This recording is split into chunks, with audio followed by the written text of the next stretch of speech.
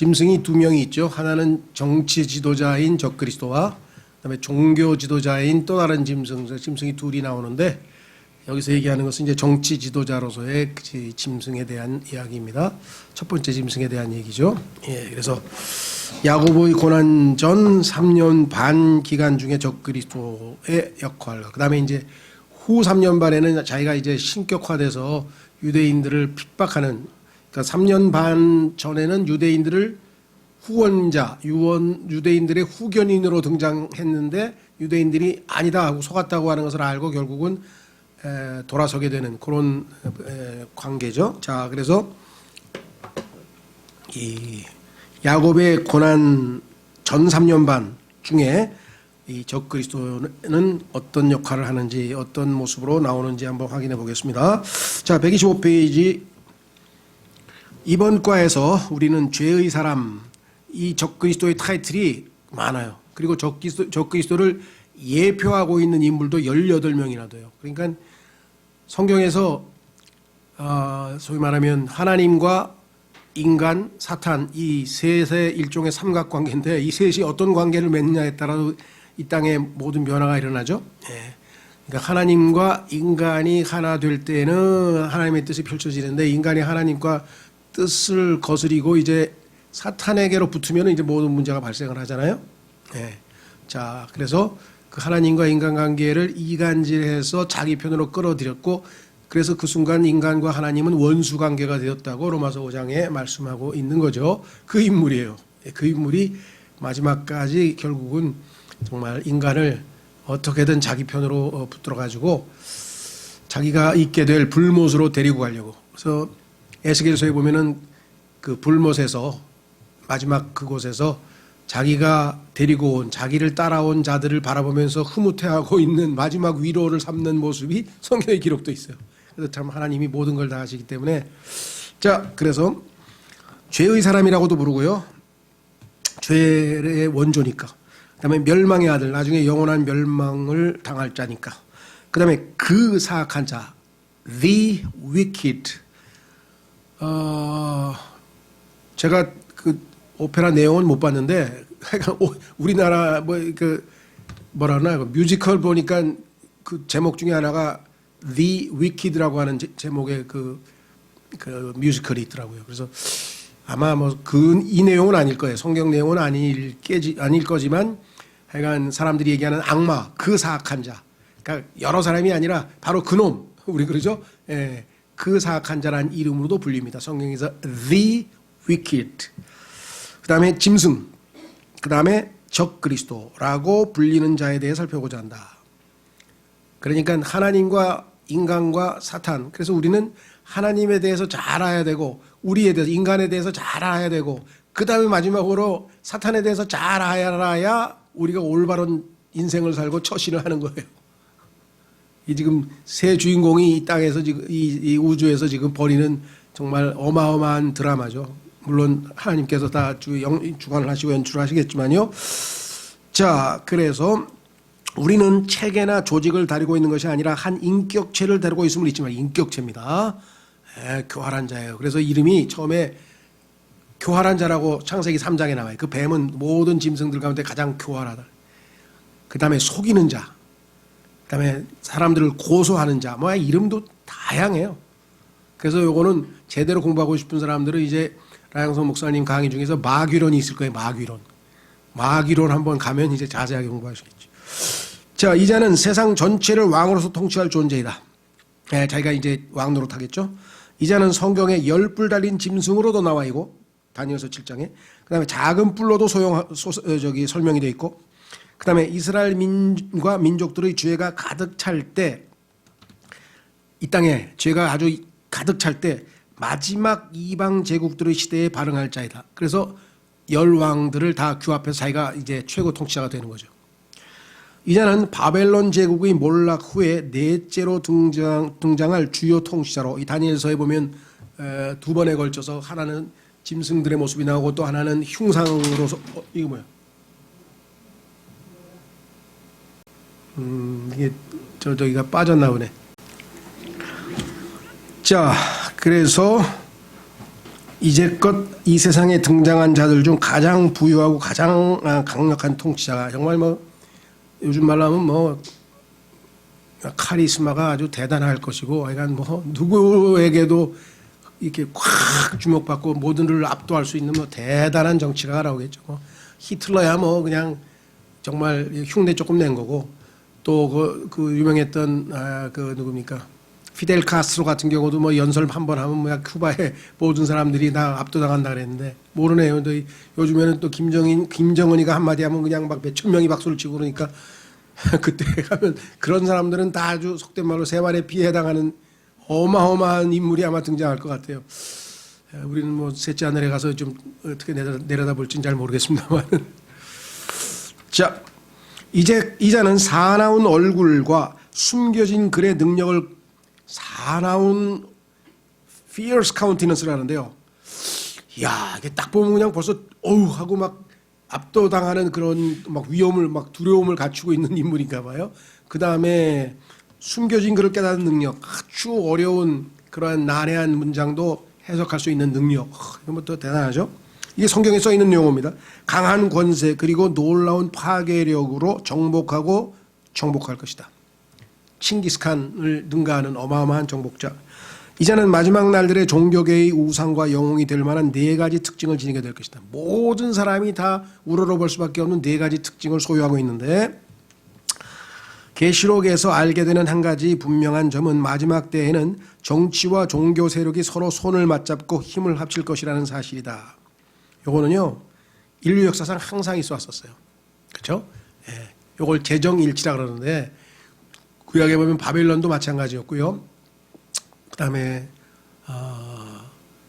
최근에 뭐 우리나라 역사에도 보면 그 누굽니까? 이 종교하고 불교하고 이 정치하고 손을 잡고, 또 조선 같은 경우는 유교하고 또 고려는 또 불교하고 뭐 해서 이 재정일치가 돼서 종교가 정치와 이렇게 혼합돼서 하나의 권력을 형성하는 것은 전 세계 역사에서 늘상 있었던 일입니다. 그래서 이것을 재정일치라 그래요. 로마도 마찬가지죠. 교황이 정치적인 권력까지 행사했잖아요. 황제를 밑에다 두고 다 황제를 임명했죠. 그래서 그런 시대를 신성 로마 제국, 정치와 종교가 하나가 된. 자, 이때가 아주 절정에 달할 거예요. 자, 여기 보시면 무천년주의, 천년왕국이 없다. 후천년주의, 천년왕국은 나중이다. 뭐 등등. 그리고 지배신학 같은 거짓교리, 그리고 종교와 국가의 연합, 그리고 기독교계 안에서 일고 있는 정치와 사회 참여에 관한 강조 등은 적그리스도와 등의 등장을 돕는 무대장치가 될 것이다. 대단히 죄송한 얘기지만 이 태극기 부대 아저씨들도 지금 적그리스도의 등장을 돕고 있는 교회가 정치에 발을 들어놓는 순간 좌파 우파 그게 중요한 게 아니에요. 이게 하나님께서는 분명히 뭐라 그랬습니까? 예수님께서는 카이사의 것은 카이사, 정치는 정치. 그다음에 뭐예요? 그 하나님 것은 하나님께. 그러니까 하나님과 소위 말하면 정치 세력을 합치게 되면 이게 얼마나 무서운 일들이 벌어지는가. 그래서 유럽 내내 재정일치 사회였죠. 소위 말하면 콘스탄틴부터 시작해가 중세 1000년 동안의 암흑시대가 일어나는 게 바로 이거예요. 그런데 유럽이 종교개혁을 일으켰지만 많은 나라들이 이 소위 말하면 종교와 정치의 그 분리를 제대로 하지 못했어요. 그래서 전 세계에서 유일하게 정치와 종교를 완전히 분리해서 국가는 종교에 관한 그 어떠한 법도 제정할 수 없다. 이게 미국 헌법에 담겨 있는 거예요. 제1조에 1조인가요? 그만큼 정경 분리의 기본 원칙에 의해서 세워진 나라가 미국이에요. 그런데 미국도 장로교는 장로교끼리, 그다음에 메릴랜드, 여기 메리아죠. 메릴랜드는 카톨릭 세력들이 모이고, 그다음에 뉴잉글랜드는 저 청교도들이 모이고, 그래서 재정일치 사회를 만든 거예요. 그래서 끝까지 정치와 종교는 분리되니까, 그러니까 우리는 소위 말하면 장로교, 청교도 땅이야. 여기는 다른 종교 가진 사람은 못 들어와. 여기는 메릴랜드는 카톨릭 신자 이외에는 못 들어와. 여기는 우리끼리 살 거야.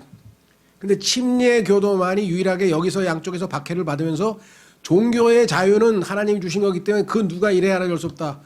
언제든 우리 침례교 사는 뭐 동네가 있다 하더라도 거기에는 다른 종교를 가진 사람이 들어와도 아무런 제재를 받지 않는 유일한, 그래서 미국에서 침례교가 성경적으로 가장 건전하다는 얘기가 바로 그건데요. 오늘날은 또 아니야. 미국에 있는 이 침례교 중에서 도덕 재무장 운동이라든가 뭐 이런 쪽으로 해가지고 자꾸만 정치에 참여하려고 하는 이 소위 말하면 뉴라이트 운동도 하고요. 하여간 뭐 미국에서 교회에서 무슨 찬양대가 무슨 뭐 애국가를 불렀다는데 뭐 우리나라 교회에서도 뭐 애국가 부른 교회도 있다는데 난 잘 모르겠어요. 근데 하여간 참 주님께서 분명하게 이 땅에 예수님이 오셔서 정치와 종교를 통합해서 예수님께서 직접 통치하실 때까지는 인간들은 분리해야 돼요. 합치면 엄청난 부정부패와 독재가 일어나는 게 역사의 교훈이라는 것 잊지 마시고요. 자, 첫째로 그는 은사주의적 특성을 지닐 것이다. 그럼요. 성경에 보니까 엄청난 기적을 일으키고요. 나중에는 그 로버트가 그 형상이 말도 하잖아요. 생명을 받아가지고. 그 다음에 둘째로 그는 자신을 드높이면서 이사야서 14장에 보니까 뭐야? I will ascend. 내가 셋째 하늘 그 높은 곳 하나님 계신 곳까지 올라가겠다 하고 선포한 사가 이자예요. 이 온 우주에 자기 스스로의 힘으로 셋째 하늘에 올라가신 분은 예수님 한 분밖에 없거든요. 그렇죠? 우리는 뭐예요? 그분이 데려가는 거지. 휴거라고 우리가 가는 게 아니고 우리를 데려가는 거잖아요. 그런데 마귀는 자기 힘으로 셋째 하늘로 올라가서 하나님과 비교보겠다고 한 자니까 그 무모하기가 이를 데가 없어요. 성경에 보니까 그는 두려움 없이 지어진 자라고 욥기 42장에 써 있어요. 41장에.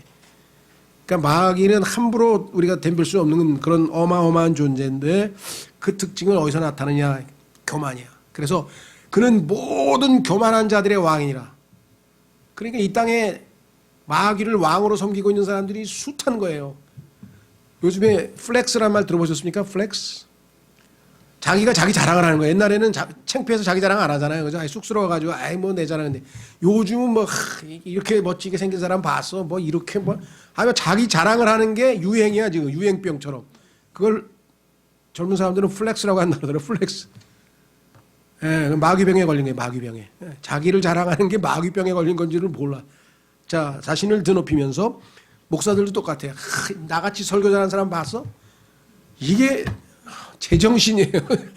아니 빌립보서 2장에 예수님이 본을 보이셔서 그분은 높고 높은 곳에서 낮고 낮은 곳으로 7단계를 낮아지셨는데 7단계를 낮아지셨어요. 한 단계 한 단계 쉬어보세요. 한번 빌립보서 2장에 1절서부터 10절까지.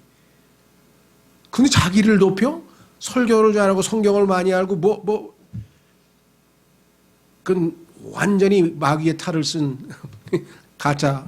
고린도 후서에 보면 그런 자들은 다 가짜 대언자고 가짜 교사고 가짜 목사라고 얘기를 했죠. 바울이 경계했죠. 인본주의, 인간을 높이는 거예요. 휴머니즘, 인본주의 교리를 설파할 것이다. 셋째로 이제는 통합. 자, 이 땅에서 통합을 일으키는 거 뭐예요? 유명한 이 시에서 경제 통합을 하기 시작하더니 그다음에 정치 통합을 해서 EU를 만들었고 유네스코로 문화 통합하고 그다음에 또 이 교통통신의 발달로 지리적 통합하고 그다음에 뭐 남녀 통합하고 종교 통합하고 모든 거 통합해가지고 하나로 만들어가지고 이 통합이라고 하는 것은 창세기 1장에서부터 하나님 뭐예요? 디바이드, 빛과 어둠을 나누시고 하나님은 분리해요. 왜? 순수하고 거룩하시니까. 진돗개도 분리해서 제일 순종만 남는 거예요. 다 떨거지들 다 거룩하지 순종만 딱 남는 거거든요. 지금도 뭐예요? 교회에서도 지금 분리 계속해서 성별 얘기하는 이유는 바로 그거죠. 근데 그런 하나님의 뜻도 알지 못하고 막 교회가 분열이 됐느니 빛과 어두움이 어떻게 같이 해요? 빛과 예수 그리스도와 벨리알이 어떻게 같이 하냐고. 그건 당연히 분리해야죠. 그렇죠? 그 창세기 1장부터 하나님은 분리 하나님이잖아. 분리해 계속해서 나누시고. 남녀가 유별하다. 그거 나누지 다른 거니까. 자, 그래서 13장 2절은 흰배와 검은 점을 지닌 황색 짐승을 보여주면서 세계 통합의 상징이죠. 하나님께서 민족들을 나누신 목적은 죄를 덜 짓게 하기 위해서 인간들로 하여금 하나님을 찾게 하기 위함임을 잊지 말라. 사도행전 17장에 보면은요, 성경에 써 있잖아요. 하나님께서 이 땅에 모든 민족들을 12개의 권역으로 나눴는데 이스라엘 12지파에 해당하는 한 지파씩 한 권역으로는 지금 뭐 5대양 6 뭐라 그러나요? 5대륙 6개주라 6대양이라나? 6대륙 5대양이라나? 해가 지금 그런데 뭐 남아메리카, 북아메리카 이렇게 나누고 다 하면 12권역이 돼요. 그러면 이 천년왕국에서도 이 12권역으로 이스라엘의 한 지파의 한 민족들의 그룹이 나누어지게 될 거거든요. 그건 이제 성경의 신명기에 기록되어 있는데, 자, 그래서 결국은 사람들이 분리돼서 외롭잖아요. 혼자 있잖아요. 그럼 하나님을 찾아요. 근데 모여서는 뭐예요? 띵까띵까하고 죄를 짓는 거예요. 그래서 하나님께서 나눠놨더니 모여 살자. 그리고 아파트 문화도 다 지금 분리가 아니라 통합해서 나온 거예요. 사실은. 이사야서에 나와요. 옆집을 짓고 집을 타닥타닥 붙여가지고 죄를 짓는다고 이사야서 5장에 보면 하나님이 꾸짖는 이유가 그래서 하나님 뭐예요? 나누는 거야. 널찍한 들판에 가가지고 뭐 하겠어요? 아브라함이 죄 짓겠어요? 하늘에 별 보니까 아 하나님 감사합니다 찬송하고 모임은 뭐야? 소돔과 고모라 갔더니 막 그냥 뭐야 이게 막 구가 삥끌삥끌 돌아가면서 반짝반짝하고 막 그러니까 롯이 거기 가서 죄 짓고 타락해 버렸잖아요, 그죠? 예. 그래서 혼자 조용히 있게 되면은 인간은 다 하나님 찾게 돼 있어요. 넷째로 이제는 평화에 대하여 말하며 밤낮 평화 얘기하고 평화 유지인이 그분이 가가지고 온갖 죄는 다 짓고 얼마나 못된 짓을 했습니까? 유엔 평화군이 아프리카에서 한 짓들이 보고서가 나와 있잖아요. 온갖 무슨 뭐 그런 거 있죠. 그다음에 장인들에게 유리한 정책을 펼 것이다. 이게 무슨 소리냐? 크래프트맨. 이게 캐릭터 산업이에요. 빠찌 만들고 그다음에 뭐 이거 하여간 아시죠? 저 배지라든가 아니면 요 조그만 그 뭐 부처상이라든가 아니면 뭐 예수상이라든가 이런 거 요게 이제 나중에 다 붙이고 다니는데 적그리스도 여기 배지 다 붙이고 다니는데 북한이 선두에 섰잖아요. 지금 앞장섰죠. 요거 제일 먼저 하는 교황이 유대인들에게 다 배지 붙여줬어요. 노란 별 붙여줘가지고 히틀러가 흉내내가지고 유대인들은 인간과 짐승의 중간 존재니까 딱 눈에 띄게 아예 노란 별을 하나 딱 붙여줘. 그래 딱 보면 피하지. 왜? 저 인간이 아니니까. 그 짓을 1200년도에 교황이 했는데 그걸 그대로 흉내낸 게 히틀러 아닙니까? 예. 그래서 이 캐릭터 산업 지금 어마어마 애니메이션 캐릭터 하여간 이거 예, 요거 하여간 만들어 가지고 이렇게 손으로 만들고 뭘 만들어 가지고 하여간 캐릭터 산업이라는 게 어마어마하게 마지막 시대에 아주 이 블루오션 막 뜨는 그런 직종입니다. 이 자는 바벨론 체계를 허락하여 3년 반 동안 그를 그 체계 위에 태우도록 하나 열왕은 그의 것이다. 시스템은 다 만들어놔도 최고 통치한 자기죠. 적그리스도는 종교를 이용하는 정치 지도자인 반면 거짓 대언자는 짐승을 드높이는 종교 지도자다. 두 짐승이 서로를 위해서 서로를 이제 많은 주석가들이 교황 제도가 반기독교적인 사실을 인정하면서도 교황이 적그리스도가 될 것이라고 잘못 생각하고 있다. 지금 좀 뭔가 아는 분들 중에는 적그리스도가 교황이라 그러고요. 교황을 적그리스도라 그러고 또 영국의 유명한 이안 머린가 유명한 목사 하나도 저 교황이 스트라스버그에서 그 이제 유럽 연합에서 설교하러 왔을 때 적그리스도를 향해서 You Antichrist 막 꺼지라 그러면서 막 1인 피켓 시위하고 그랬던 사람도 있어요. 근데 교황은 종교 지도자지 정치 지도자가 아니에요. 그러니까 또 다른 게 제2의 짐승이 진짜 짐승은 아니죠. 그거는 교리적으로 혼돈을 좀 일으키고 있다는 것을 지적하는 겁니다.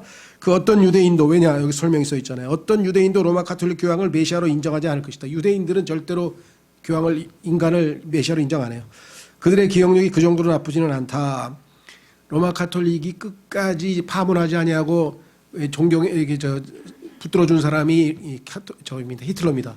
히틀러하고 그의 추종 세력은 가톨릭에서 파문 안 당했어요. 끝까지 다 전적으로 지원을 받았지. 그 다음에 그 어떤 추기형 모임도 유대인을 교황으로 만들지는 않을 것이다. 하나님의 선민에 대한 이들의 증오와 시기는 너무도 깊다. 가톨릭은요 예수 그리스도를 죽인 민족 유대인들 하면서 예수님 우리 주님을 죽인 민족이라 그래가지고 유대인들을 아주 반유대주의라 그러는데요. 요게 이제 유대인들이 셈족 중에서 제일 선두주자잖아요. 아니면 뭐 상징적인 존재잖아요. 야펫, 셈, 함 할 때. 그래서 셈족에서 유대인들을 반유대주의라고 하는 그 사조가 트렌드가 전 세계적으로 지금 지배적이에요. 유대인들이 어디 가서든지 환영을 못 받죠. 그죠? 미국이나 영국이나 몇 나라 빼고는 다 반유대주의잖아요. 그렇죠? 그래서 이것을 anti-Semitism이라고 그래요. 셈족을 거부한다.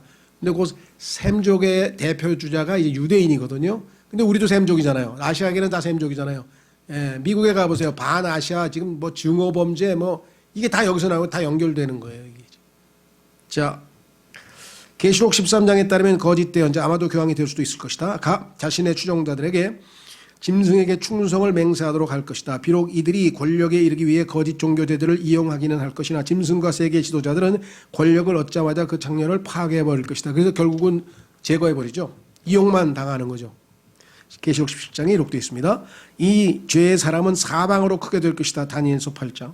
그는 남방의 왕과 갈등을 겪게 될 것이다. 이제 그래서 전쟁이 일어나는데요. 남방 왕과 관련된 내용은 다니엘서 11장. 이 나라가 어디인가에 대한 추측은 헛되다.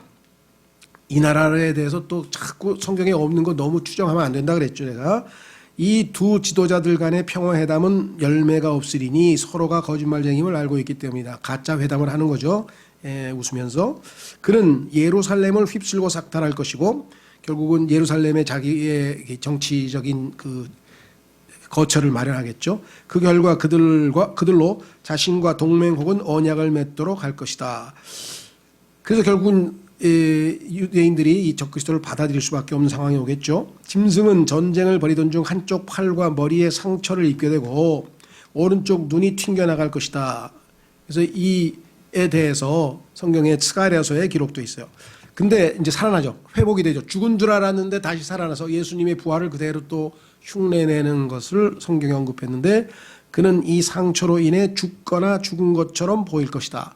그런데 살아났으니까 어떻게 되겠어요? 전 세계적으로 와 뭐 인기가 더 솟았겠죠. 그렇죠? 이자가 전쟁을 하면서도 평화를 통해 권력에 오르게 될 것이라는 사실을 이상하게 생각하지 말기 바란다. 항상 지금도 평화 얘기하면서 사실은 뒤에서 전쟁을 하는 거죠. 왜냐하면 이 방식은 동서고금 모든 정치인들이 써온 바로 그 방식이기 때문이다. 전쟁을 해서 먼저 내리쳐요. 그리고선 평화회담. 그렇게 해서 뺏어가는 거예요. 평화회담하고 또 뺏어가고. 세계 정부가 세계 정치를 안정시키고자 할 때마다 유엔은 평화 유지 군대를 보내서 일정한 사람들을 파괴하며 다른 사람들에게 평화를 주는 수법을 쓴다. 한쪽 편을 들고 한쪽 편은 쫓아내고. 주의 시편 83편에서 하나님의 백성은 하나님께 도움을 얻기 위해 울부짖는다. 이때 그분의 원수들은 소동을 일으키고 머리를 들어 올렸다. 이때 그 사악한 자는 교활한 계략으로 유대인을 완전히 몰살시킬 음모를 꾸몄다. 이것으로 미리 맛보기를 보여준 자가 히틀러죠. 5장 5절에서 9절에서 우리는 이 계획이 10개국으로 된 연합군이 롯의 자녀들을 돕는 그것임을 보게 된다. 그들은 하나님의 집을 취하고자 했다. 이 10개국, 다시 말해서 10왕의 명단이 성경에 기록되어 있는데 한번 찾아보시면 유대인들을 그 중심으로 한 그런 국가들인데요. 그 10왕이 나중에 성경 구절에서 한번 찾아보면은 명단이 나옵니다. 옆에 요르단과 그다음에 밑에 시리아라든가 그 북쪽에 있는 나라 이렇게 쭉 이스라엘 민족은 이들을 멸해 주실 것을 간청하는데 하나님께서 이들을 지푸라기 같이 불이 나무를 태우는 것 같이 태풍으로 하듯이 그리고 수치로 가득하여 영원히 멸망시켜 주실 것을 구했다. 응답돼서 결국은 이스라엘이 구출받는다고 로마서 11장에 써 있죠. 그런데 이 모든 표현들은 재림을 설명하는 성경 구절들에 자주 쓰인다. 이 내용들이 예수님의 재림 문맥이라고 하는 것은 성경에서 분명하다. 그 결과 지극히 높으신 분께서 천년 왕국에서의 주님의 칭호임. 천년 왕국 때 예수님의 타이틀이 지극히 높으신 분이에요. The most high, the most high. 온 땅을 다스리게 된다. 이게 천년 왕국이죠. 이 성경 구절에서 우리는 마지막 때 10명의 왕들이 누구인지 분명히 보게 된다. 성경 구절을 한번 나중에 찾아보시면은 그 시편에 나옵니다. 명단이. 다음 주제로 넘어가기 전에 불법의 신비가 완전히 나타나는 것을 저지하고 있는 것이 무엇인지에 대한 여러 견해들을 짚고 넘어가고자 한다. 야, 이건 뭐냐? 성경에서 지금 현재 아직 안 나타나고 있죠. 그래서 때가 되면 나타날 텐데 그가 적그리스도가 나타나는 것을 막고 있는 것이 누구냐? 여기에 대한 해석이 있어요. 이게 지금 성경 구절에서 또 가장 일치되지 않고 논쟁하는 건데 이 구절은 피터 러크만 박사나 그 제임스 낙스 목사도 일치가 안 돼. 그러니까 성경을 제일 많이 아는 사람들끼리도 이게 막 엇갈리고 있어가지고 쉽게 답을 내리기는 어려워요. 근데 이제 여기 계신 제임스 낙스 목사님은 쉽게 얘기하면 둘이에요. 지금 저 그리스도가 나타나는 것을 막고 있다. 아직 때가 아니기 때문에. 그래서 그걸 성령님이라고 생각하는 분이 있어요. 성령님께서 지금 막아서 지금 저 그리스도가 아직 못 나타나고 있는 것이다. 이렇게 보는 사람이 있고요. 그 다음에 사탄이 저 그리스도를 지금 때가 아직 안 됐기 때문에 등장시키지 않냐고 예를 들면 지금 막고 있다. 이 두 가지 해석이가 있어요. 근데 제임스 낙스 목사님의 경우에는 제3의 대안으로 지금 현재는 그리스도인들 안에 성령께서 내주하시잖아요. 그래서 주님의 몸된 교회가 맡고 있다 해서 교회로, 즉 성령이 내주하시는 교회로 답을 하고 있는데, 이 문제는 뭐 제가 지금 있는 그대로 여기 설명을 보시면 이렇게 세 가지 견해가 있다고 얘기를 했으니까 여러분들이 한번 참조하셔서, 데살로니가 후서에 나와 있는 그분, 여기 굵은 글씨로 써 있죠. 너희는 그가 그의 때에 드러나게 하려고 무엇이 저지하고 있는지, 그 무엇이 누구인지에 대해서 세 가지 견해가 있다는 거죠. 지금 안 하니 불법의 신비가 이미 일하고 있으나 다만 지금 막고 있는 이가 길에서 옮겨지기까지 막으리라. 그래서 이 막고 있는 일을 교회로 받고 옮겨지는 것을 휴거로 봤어요. 이게 제임스 낙스 형제 목사의 견해인데, 뭐 저는 잘 모르겠어요. 그 뒤에 왜 사탄이라고 주장하는 사람들도 근거가 있고, 그 다음에 성령이라고 주장하는 사람들도 근거가 있고, 또 조금 더 나아가서 여기 지금 옮겨진다는 것을 휴거로 연결시켜서 교회라고 해석하시는 분에게도 좀 이의가 있고, 그래서 이 문제는 적그리스도의 등장을 현재까지 아직 등장하지 않고 막고 저지하고 있는 그 무엇이 누구인지에 대해서는 한번 쭉 읽어보시면 세 가지 견해가 있다. 그래서 여러분들은 뭐 개인적으로 아마 본인이 생각할 때 나는 이 견해가 제일 와닿으면 일단은 가지시고, 다른 견해를 가지고 계신 분들하고도 뭐 논쟁을 벌일 필요는 없겠죠, 지금. 그렇죠? 그래서 조금 성경에서 가장 어려운 구절은 나오면 스스로 막 억지로 해석해서 스스로 멸망에 이를 필요가 없다고 베드로 후서에 얘기했죠. 왜? 사도 바울이 한 얘기 중에서 자기도 잘 모르는 게 있다 그랬어요. 이런 구절 같은 베드로도 몰랐을 거예요. 그런데 이걸 억지로 해석해서 자기 주장을 이렇게 하다가 이상한 이단 종파를 만들어가지고 문제가 일어나게 되는 거겠죠. 그렇죠? 예. 자, 그래서 이 문제는 한번 여러분들이 개인적으로 한번 차근차근 읽어보시면서 지금 그 무엇에 대한 세 가지 견해를 한번 좀 살펴보시면 되겠고요. 자, 그 다음에 넘어가셔서 16번에 그 다음 주제 넘어가십니다. 132페이지. 그 부분까지가 전부 그 얘기예요. 그 세 가지 견해. 오늘 마지막 테마는 대환란 기간 중, 이때는 세계 종교, 다시 말해서 모든 사람이 똑같은 종교. 자, 우리 신라 시대 때도 모든 국가가 아예 불교를 국교로 세웠죠. 고려 시대에도 그랬죠. 그 다음에 조선 시대에는 유교를 내세웠죠. 지금 중동에 있는 모든 나라들은 다 이슬람이 국가 종교죠. 그렇죠? 예, 유럽은 얼마 전까지만 해도 모든 국가가 다 기독교 국가죠. 아까 얘기했던 신성 로마 제국도 마찬가지고. 심지어 가장 늦게 종교의 자유가 허락된 나라는 유럽에서 스페인이었어요. 그러니까 이 스페인이라고 하는 나라는 얼마나 아주 카톨릭, 아주 그 뭐라 그럴까, 골수 카톨릭 국가인지 1975년에 프랑코라고 하는 독재자가 죽었어요. 36년 만에 통치 후에 죽었는데, 그 프랑코가 죽기까지는 스페인 헌법에 써 있어요. 스페인은 카톨릭 국가이다. 카톨릭 이외의 다른 종교를 갖는 자는 형사소추의 대상이 된다. 다시 얘기는 재판받아서 감옥 간다 이 말이에요. 너 몰몬교 믿어? 이리 와봐. 너 잡아. 감옥에 가는. 너 뭐 장로교인? 이리 와봐. 감옥에 가.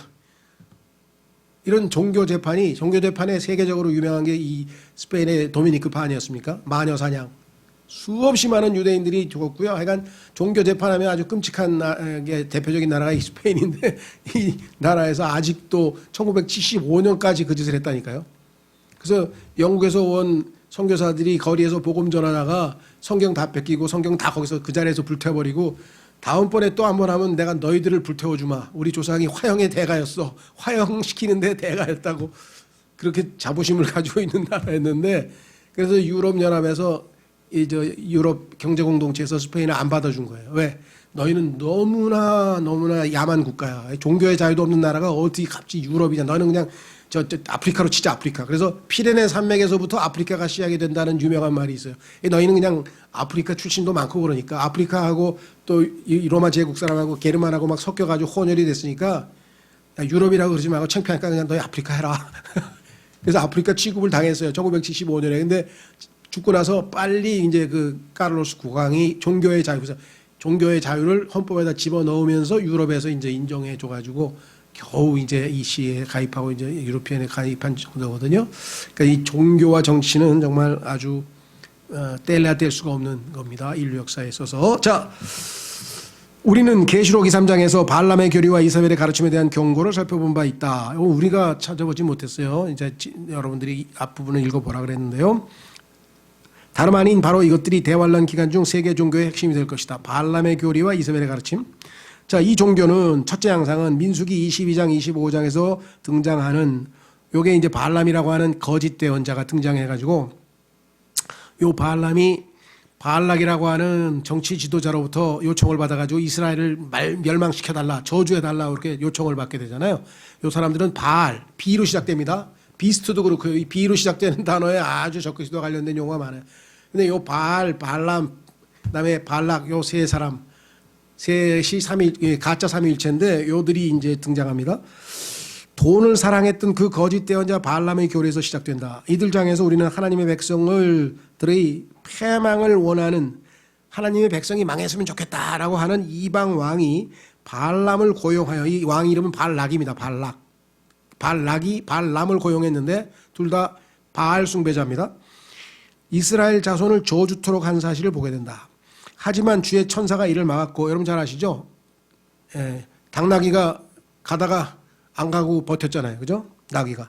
주님께서는 발람에게 오직 축복만을 선포하도록 하셨다. 하나님이 축복하라는데 나 어쩔 수 없어 할 수 없어 하고 축복을 했어. 그랬더니 발락이 돈 주고 보낸 사람이 화가 나가지고 이에 발람은 하나님의 진노를 불러일으킬 수 있는 상황으로 이스라엘 민족을 유인했다. 그런데 내가 한 가지 꾀를 냈어. 그건 뭐냐? 하나님은 이스라엘 백성이 순결하게 민족을 유지하는 걸 원하는데 이걸 타락시키면 하나님이 자기 백성을 매를 치실 것이다. 하나님은 거룩하시기 때문에 이렇게 꾀를 내가지고 이스라엘을 타락시켰어요.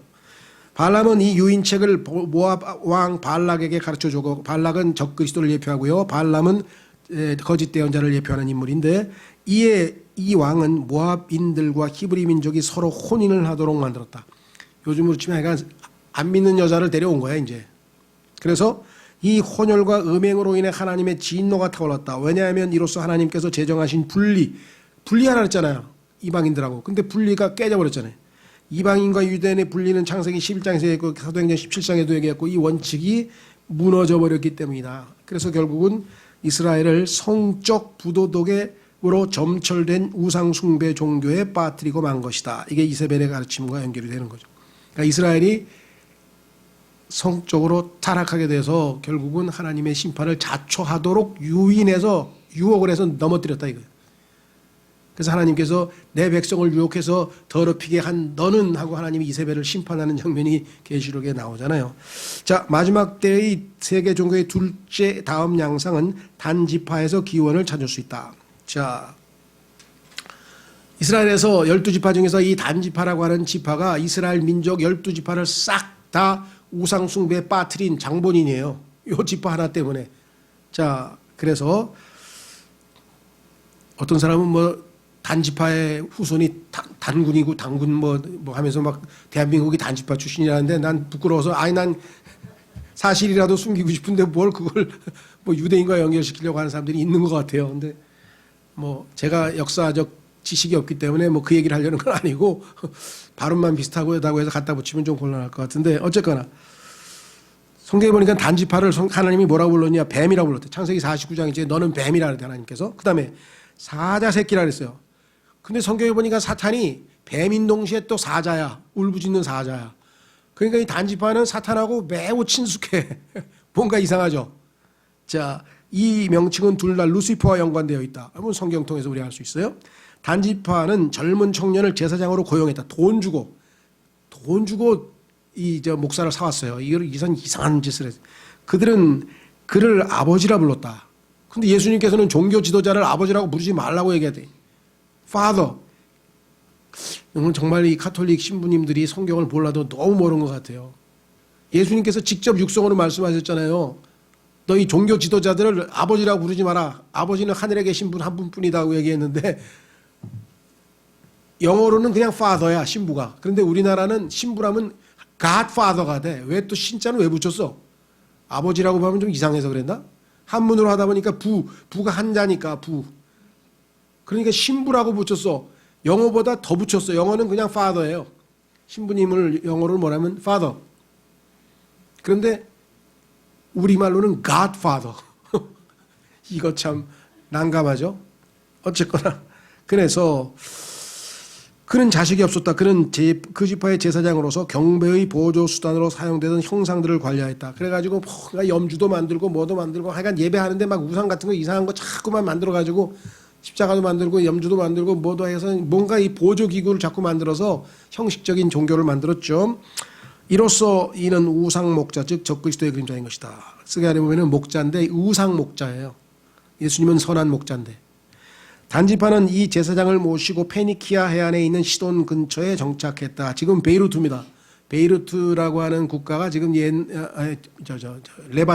레바논에 있는 도시가 베이루트가 아마 지금 옛 시돈일 텐데 그 지역이에요. 자, 이스라엘 바로 옆에 있죠. 이들은 가나안인들의 땅에서 가나안인들과 함께 경배함으로써 배교는 더욱 가중되었다. 단지파가 그 가나안 종교를 이스라엘에 도입한 사람이에요. 도입한 지파. 당시 하나님의 집은 실로에 있었음을 기억하자.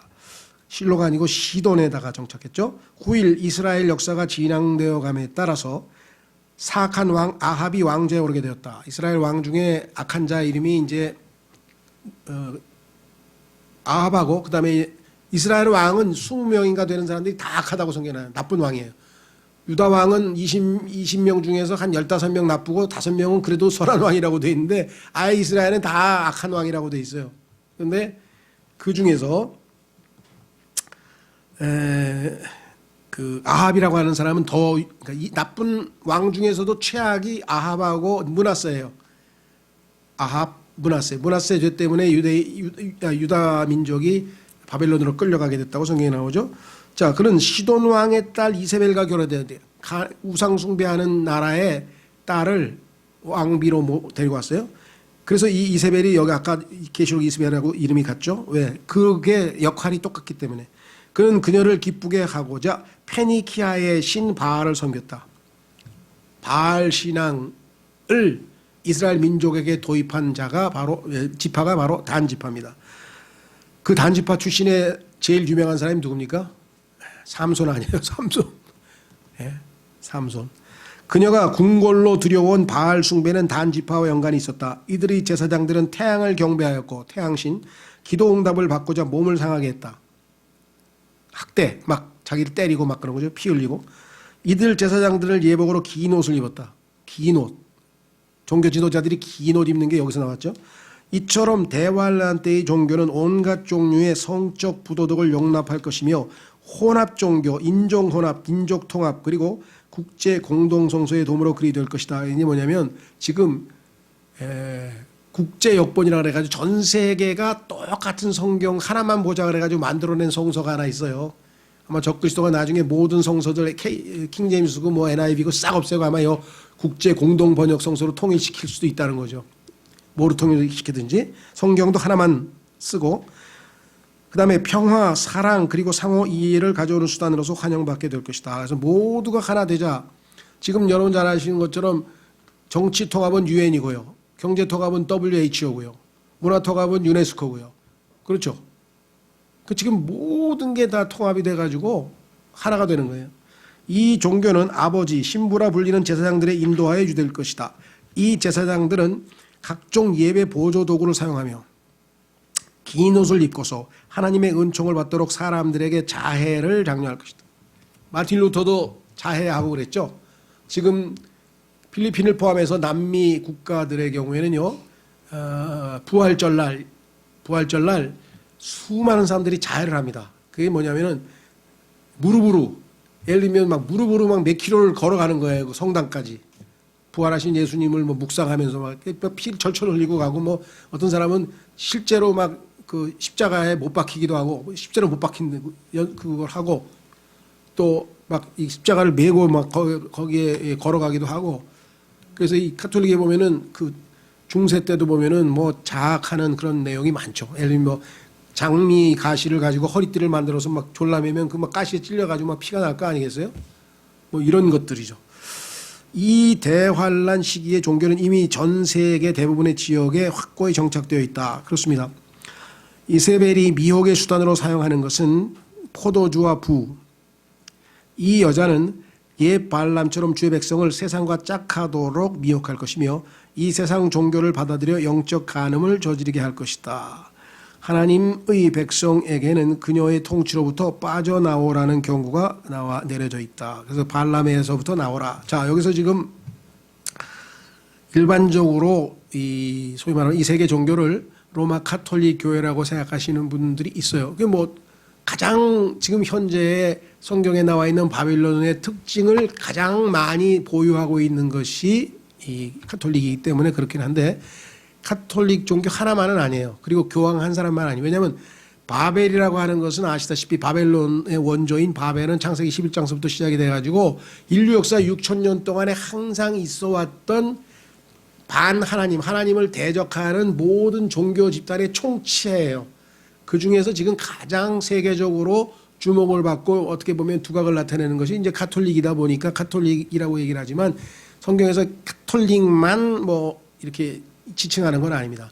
카톨릭을 포함해서 모든 종교들이 다 합쳐져서 하나의 바벨론 체계. 그래서 큰 음료 바벨론이라고 했죠. 전 세계 모든 종교들을 다 통합해서 하나가 되게 만들어 가지고 큰 음료 바벨론이 17장, 18장에서 이제 심판을 받잖아요. 그죠? 예.